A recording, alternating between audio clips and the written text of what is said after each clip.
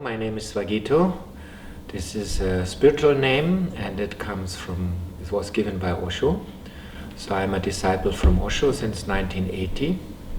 Osho is an enlightened master who lived in India till 1990, and his work has been spreading all over the world. And basically he's teaching people or helping people to find themselves and to find a space of meditation, because when you're in the space of meditation you're connected to your inner being. And that has been my search also when I was younger. As a student I was becoming interested in my inner search and in my meditation. Actually, I never really was looking for a master, because also in the West there is no tradition like this, like in the East, where there is the master-disciple relationship has a long tradition. In the West we usually think a master is like a dictator, somebody we have to follow.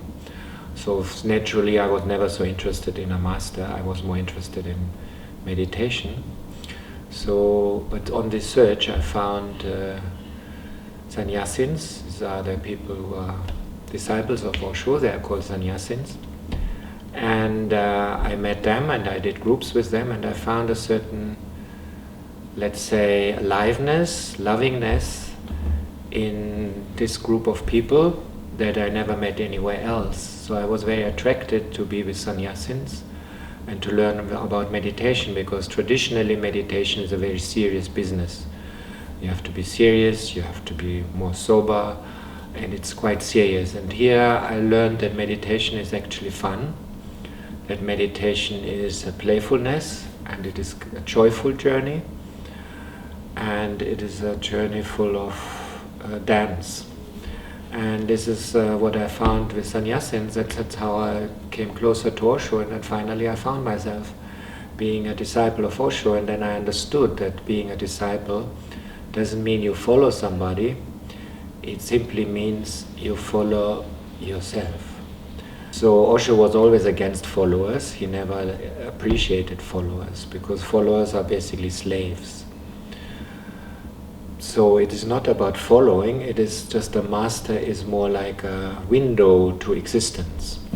So you don't follow the master, but you help find a connection to existence, because it's very difficult to fall in love with existence directly. So you need somebody with whom you can fall in love, and when this person is enlightened, then there is nobody there, and when there is nobody there, then you are connected to existence or to the ultimate. So when the personality is gone, then you become a window to existence, to reality. And this is also the journey. The journey as a sannyasin, as a disciple of Osho, is basically learning how to disappear, how to lose your ego, how to become a nobody. And the moment you are a nobody, you are everything. So this has been my journey since I met Osho.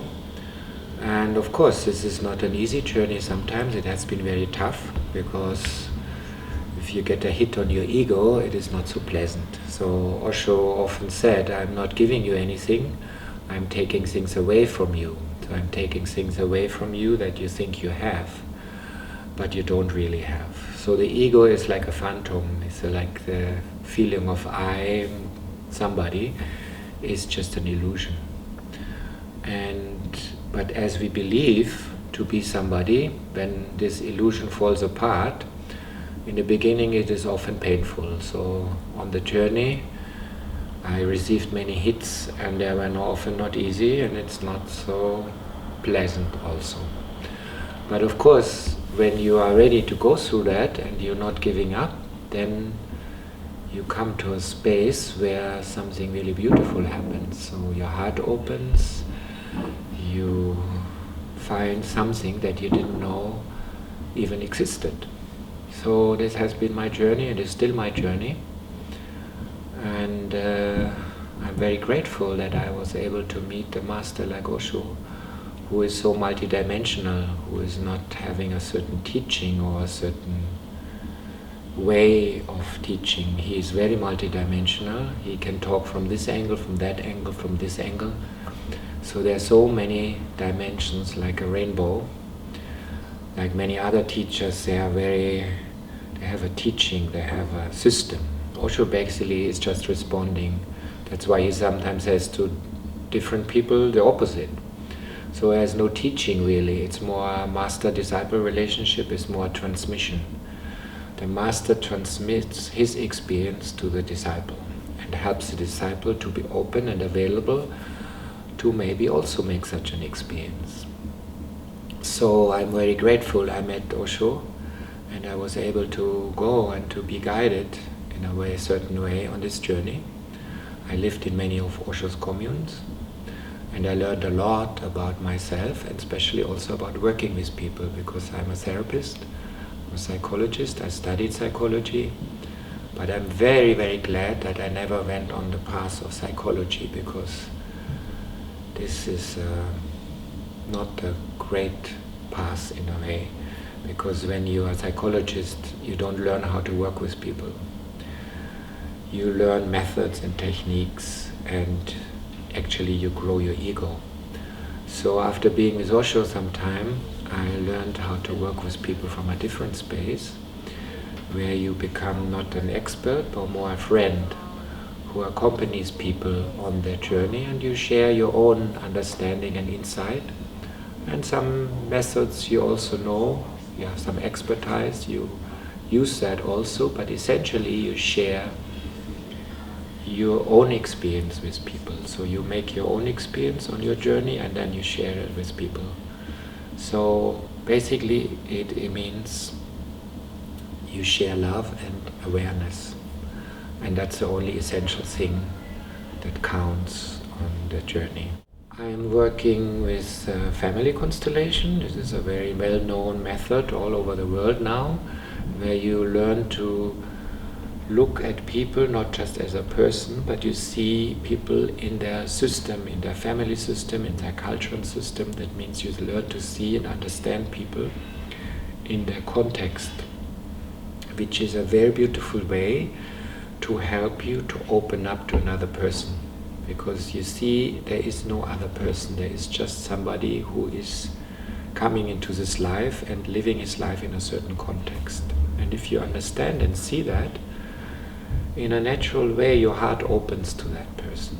So basically family constellation is a work that helps you to come in contact with love.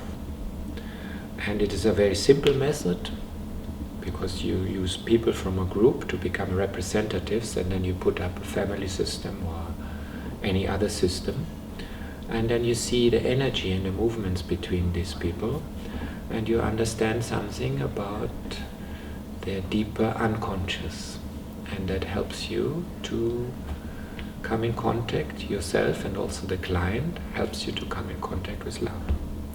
Besides that, I also do other work. I do counseling work. I work with male and female energy, which I found very interesting, because we are not only man or woman, we are both. We are both man and woman together, whether you are man or a woman. You come from mother and father, you come from female and male energy. So you're born out of a duality. And to find your own male and female energy and help them how they can meet in your life helps you to find fulfillment and helps you to find creativity. I am also very interested in trauma work. I work with the body also, with somatic experiencing and other ways of learning how to work with trauma, because trauma is a very widespread phenomenon in our life. And now, of course, I have a first-hand experience of what trauma exactly is, how it affects us, and also what helps us in overcoming trauma. So these are things I'm very interested in my life. So this whole process of meeting with Osho was from the very beginning mysterious celebration.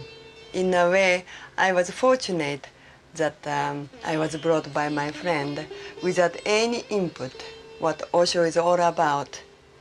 It was more like a baby who starts seeing the world with his eyes for the first time. I never met a man who reached to the highest peak of consciousness in my past, and it was a great opening. Besides Osho, I also met my wife Meera like 28 years ago now, and she's an artist, she's Japanese, she's a painter, and she really blew my German mind in a way that I learned from her how to be spontaneous, how to be alive, how to open to the unexpected. So taking sannyas was not my real decision, but more like entering in a natural way into a new dimension of life.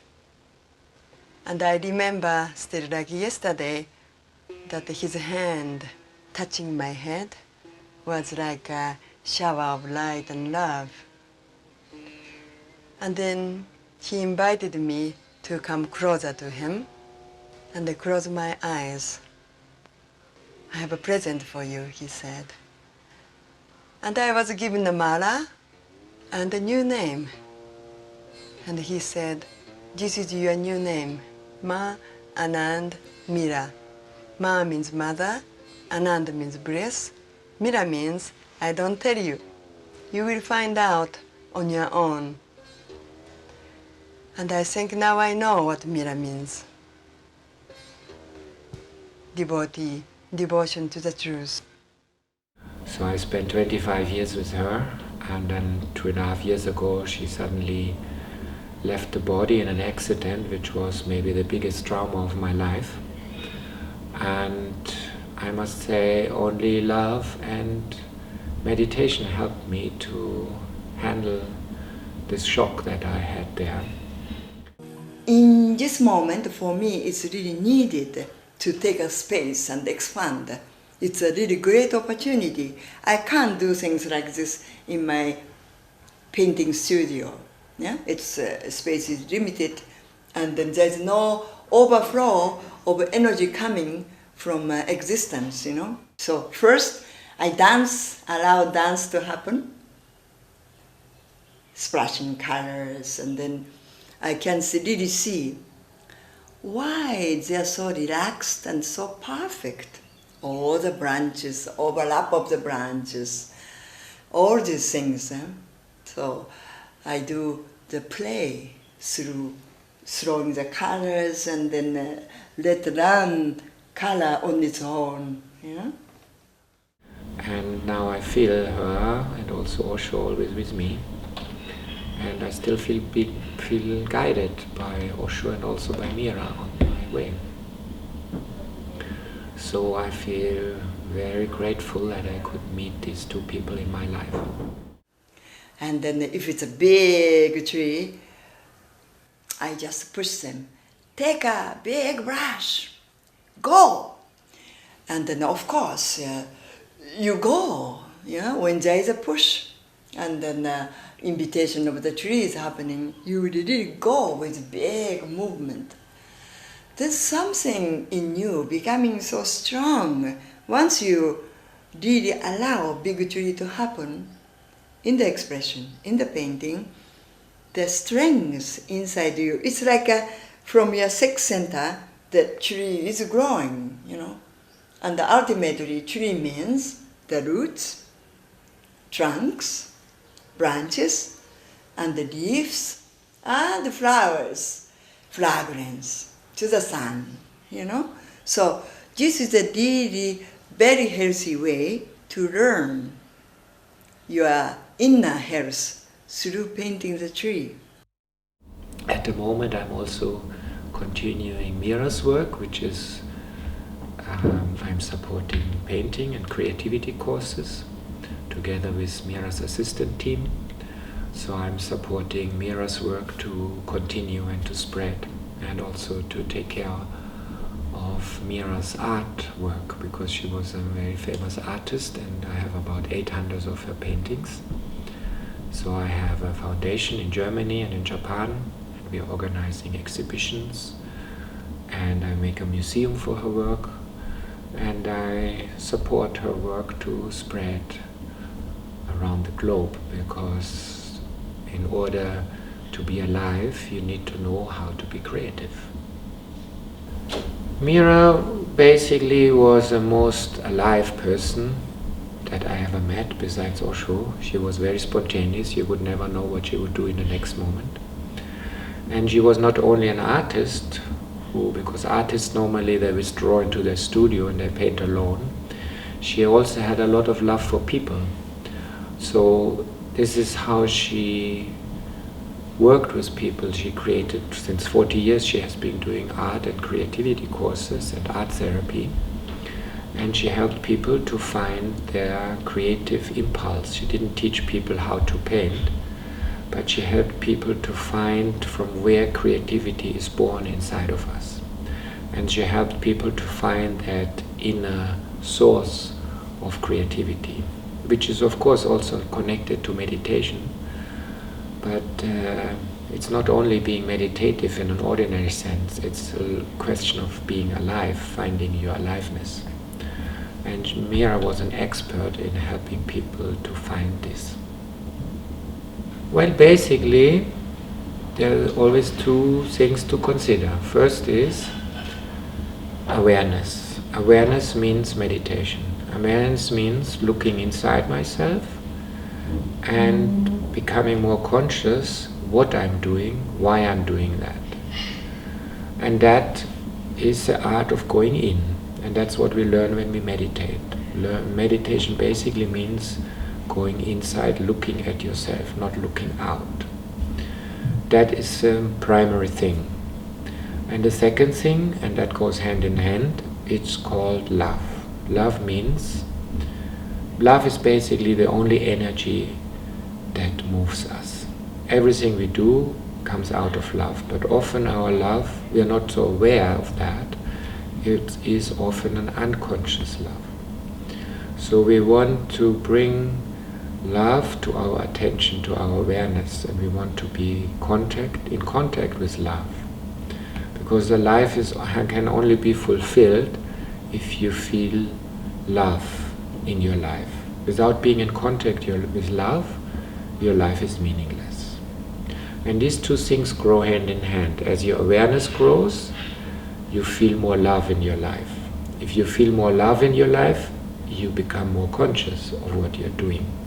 So this is like two wings of a bird. One is love and the other is awareness. And any work one does has to have somehow connection to these two things. And then it doesn't matter what kind of method or path you take. Everything is fine, as long as it includes these two aspects, awareness and love.